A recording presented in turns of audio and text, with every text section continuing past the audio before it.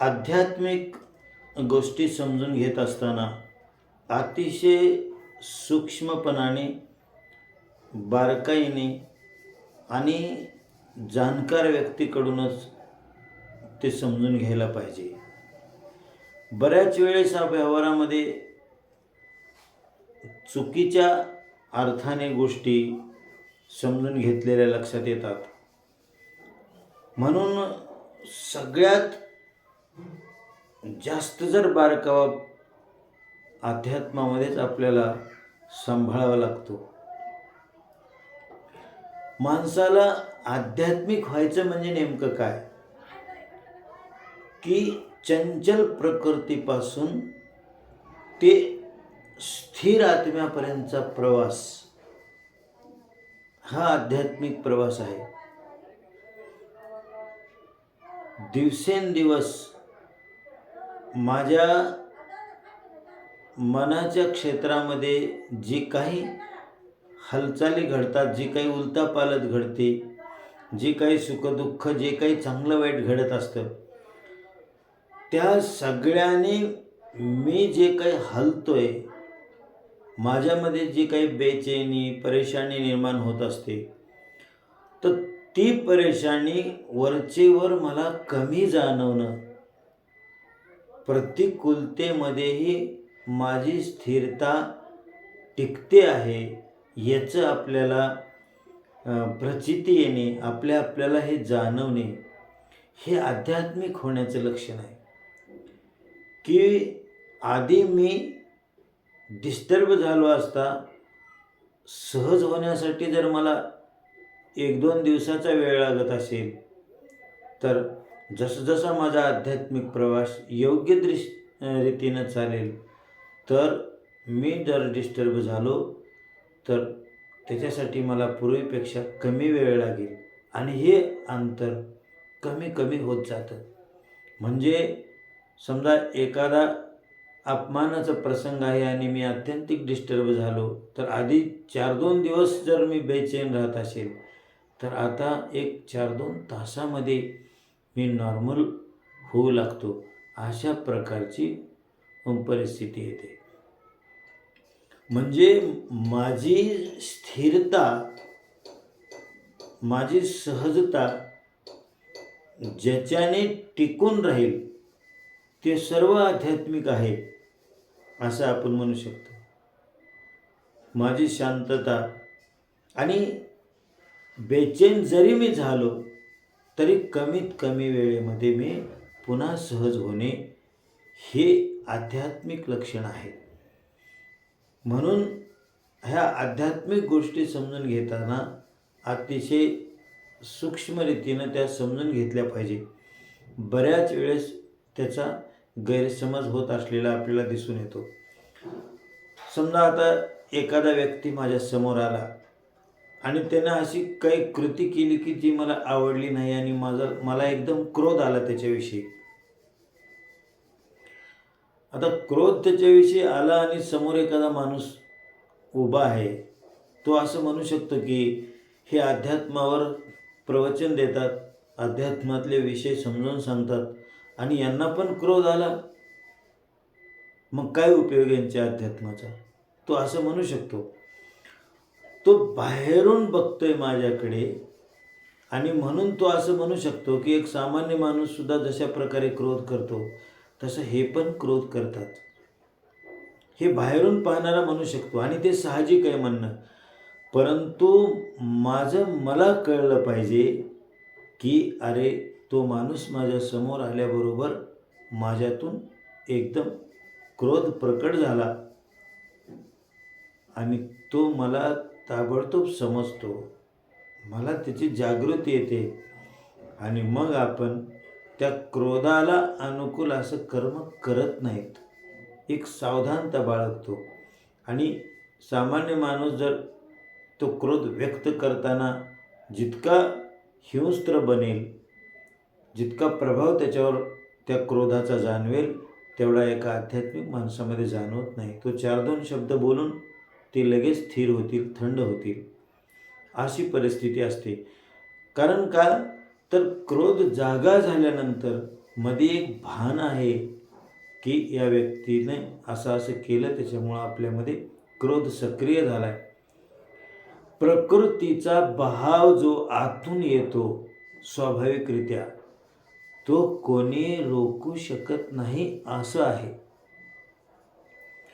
फक्त ते आल्यानंतर किती क्षणामध्ये आपल्याला जाग येते आणि आपण सावध होतो, याच्यावर सगळ्या गोष्टी अवलंबून आहेत. तो क्रोध आला, येणं काही वाईट नाही, प्रकृतीची ही व्यवस्था आहे, हे जीवनाचं सत्य आहे. तो येणं हे आपल्या हातात नाही, किती यावं हेही आपल्या हातात नाही. ते आपल्या प्राकृतिक गुणानुसार, आपल्या धारणेनुसार तो त्या ठिकाणी प्रकट होतो. पण तो क्रोध आल्यानंतरची भूमिका आपली असते की त्या क्रोधामध्ये सामील व्हायचं, त्याला वाढवायचं का तशा प्रकारची कृती करत बसायचं, का एक जाग ठेवून आतमध्ये त्या क्रोधाला सुद्धा एक व्यवस्थित मार्ग करून द्यायचा. हे आपल्याकडे आहे, ही भूमिका आपली इथं असू शकते. आणि म्हणून मी आध्यात्मिक झालो आणि मला क्रोध आला, हे काही वाईट वाटण्यासारखी गोष्ट नाही, किंवा इथं काही अनाध्यात्मिक झालो असं समजण्याची गरज नाही. क्रोध आला हे मान्य करायचं. प्रकृतीच्या क्षेत्रामध्ये घडणारी कोणती घटना ही मान्यच करायची असते. हो, क्रोध आला, खूप क्रोध आला आणि मी त्या व्यक्तीला 4-2 शब्द बोललो, बस. परंतु क्रोध आल्या क्षणीच मला जाग आली, हेच माझी आध्यात्मिकता आहे. मी बेहोश नव्हतो त्या क्रोधामध्ये. वाटेल ते करून जाईल अशी परिस्थिती नव्हती, किंवा वाटेल ते बोललो अशी परिस्थिती नाही. क्रोध आल्या आल्या मी जागृत झालो, क्रोधाला वाट करून दिली आणि काही वेळातच, काही क्षणातच मी सहजतेला आलो, सहज झालो. तर हे जे आहे हे आपली आध्यात्मिकता आहे. आणि म्हणून आध्यात्मिक माणसाला आपल्यामध्ये निर्माण होणाऱ्या विकाराबद्दल कमीपणा वाटण्याचं काही कारण नाही. सगळ्यांच्या प्रकृतीमध्ये सर्व प्रकारचे विकार असतात आणि देह असेपर्यंत ते विकार राहतात. शरीर आहे, शरीर आपण धारण केले तोपर्यंत ते कुठं जाणार आहेत? ते आतमध्ये राहणार आहेत. फक्त त्यांचा त्या विकारांचा जागा होतानाचा क्षण आपल्याला समजला की आपण आध्यात्मिक आहेत. विकार जागा झाल्यानंतर आपण सावध नाहीत अशी अवस्था आहे. आणि बरंच काही घडून गेल्यानंतर आपल्याला जाग येते पुन्हा की मी असं नाही करायला पाहिजे होतं, थोडं मला जास्तच क्रोध आला आणि घडलं. तर इथे थोडा आपण विचार करू शकतो. इथे पण एक उपाय आहे की आपण त्या गोष्टीबद्दल पश्चाताप व्यक्त जर केला, आपल्या कृतीला जर आपण योग्य नाही ठरवलं, तर पुन्हा आपल्याला ते तशा प्रसंगामध्ये लवकर जाग येत असते. आणि म्हणून सगळ्यात महत्त्वाचा मुद्दा आहे की माझ्या प्रकृतीमध्ये जे काही घडतं आहे त्या सगळ्या गोष्टीची चाहूल मला घडता क्षणी लागली पाहिजे. आणि मग तिथं माझी भूमिका महत्त्वाची आहे. तिथं माझी भूमिका काय आहे? न त्याला दाबण्याची आहे, न त्याचं समर्थन करण्याचे आहे. फक्त जे काही घडतंय, जो प्रकृतीचा भाव आलेला आहे, जो आवेग बाहेर पडतो आहे, त्याच्याबद्दल एक जागृती जर फक्त ठेवली तर आपोआप आपली एनर्जी त्या विकाराला मिळणं कमी होतं आणि तो विकार व्यक्त होऊन काही क्षणातच सामान्य होतो, आपण सहज होतो आपण. तर हे जे आहे जीवनामध्ये ही कला माणसाला आल्यानंतर माणसाच्या लक्षात येतं की आपल्या आतमध्येच सगळ्या गोष्टी घडत आहेत, बाहेर काहीही घडत नाही. सुखदुःखाचा अनुभव आपण आतमध्येच घेतो, सुखदुःखाची अपेक्षा आतमध्येच घडते. बाहेर जी काही कृतीसुद्धा घडते तिची प्रेरणा आपल्या आतमधूनच येते. म्हणजे आपण अस्वस्थ आहोत, बेचैन आहोत याचं कारण आतमध्येच आहे. आणि आपण बाहेर जी कृती करत आहोत चांगली वाईट तिचं कारणही त्याची प्रेरणाही आपल्या आतमध्येच आहे. म्हणून आपल्या आतील या मनोविश्वामध्ये होणारे उलथापालथ याच्याविषयी जागृत होण्याची प्रक्रिया काय नेमकं या वेळेला घडते त्याच्याविषयीची सावधानता जर आपल्यामध्ये असेल तर आपला आध्यात्मिक प्रवास योग्य मार्गाने चालू आहे असं समजायला हरकत नाही. म्हणून विकार येऊच नये, प्रकट होऊच नये हे आपल्या हातात नाही. विकार आहेत हे आधी आपल्याला मान्य असलं पाहिजे. वेळोवेळी ते प्रकट होतात ते आपल्याला मान्य असलं पाहिजे. आणि ते प्रकट होताना, प्रकट झाल्यावर किती वेळाने मला ते कळतं की मी आता फलाण्या विकाराच्या प्रभावामध्ये आहे, हे सगळं महत्त्वाचं आहे. म्हणून अध्यात्मामध्ये जो शब्द वापरला जातो जागृती, तो याच्यासाठीच की मला आता मध्ये काय चालू आहे ते कळतंय, त्याचं भान आहे. भान येणं ही सगळ्यात श्रेष्ठ गोष्ट आहे. आणि हे त्या विकारातून बाहेर पडल्याचंच लक्षण आहे. ज्यावेळेस माणूस पूर्ण बेहोश असतो त्यावेळेस मी क्रोध करतोय आणि ते क्रोधातून माझी काय भूमिका साकारली जाते माझ्याकडून हेच त्याला भान नसतं. ते सगळं केल्यानंतर पुन्हा त्याला भान येतं. आणि म्हणून आध्यात्मिक साधक कसा एकदम निथळ पाण्यासारखी त्याची जागृती असते. मध्ये एखादा कलरचा थेंब पडल्याबरोबर कसा स्पष्ट दिसतो पाण्यामध्ये, निथळ पाण्यामधला एखादा कलरचा थेंब पडल्यानंतर, तसा आपल्या ह्या सहजतेमध्ये एखादा क्रोध, एखादी वासना, एखादा लोभ काही पण प्रकट झाला मध्ये तर आध्यात्मिक माणूस तो पाहू शकतो आणि त्याची सगळी तीव्रताही पाहू शकतो. कशा पद्धतीने आपण त्याच्या प्रभावात आलो ते पण पाहू शकतो. आणि आपल्याला सहज व्हायला किती वेळ लागलं हे पण त्याच्या लक्षात येतं. तर हे सगळं गणित आपल्या जीवनाचं आहे, आपल्या क्षणाक्षणाचं आहे, आपल्या अंतःकरणाचं आहे. आपल्याच अंतःकरणाविषयी परिपूर्ण जागृती निर्माण होणे, आपल्याच अंतःकरणाच्या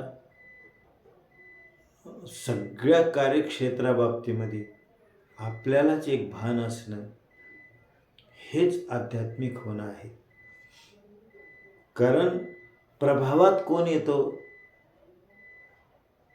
वाहत कोण जातो, बेचैन कोण होतो, जो सामील आहे तो. आणि जो फक्त जागा आहे तो मात्र त्याच्यापासून तो लांब आहे. जागा आहे याचा अर्थच तो पाहतोय असा होतो,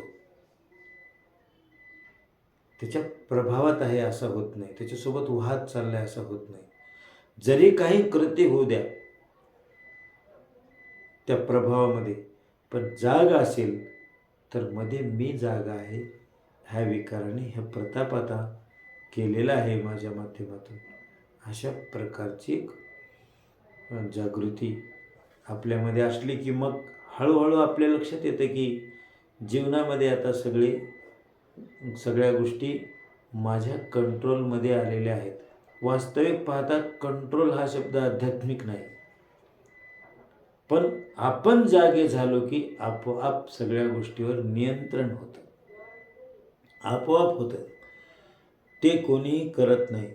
आणि म्हणून विकार कशा पद्धतीनं ओळखायचा ह्याचा अभ्यास केला पाहिजे. विकारामध्ये बेहोशी जर असेल आणि आपल्याला नंतरच जर कळालं तर मग त्याच्याबद्दल पश्चाताप केला पाहिजे. हे क्षणाक्षणाला आतमध्ये चालू आहे. समजा एखादी वायपट कल्पना माझ्या मनामध्ये आली, जी मला शोभणार नाही अशी आहे, परंतु कल्पना मनामध्ये येते, त्याच्याशी आपण जोडल्या जातो आणि त्याच्यामध्ये कितीतरी वेळ जातो आपला. पुन्हा आपल्याला कळते काय फालतू विचार मी करत बसलो. मग हे जर आपण पश्चाताप केला तर पुन्हा पुढच्या वेळेस आपल्याला कमी वेळेमध्ये हे लक्षात येतं.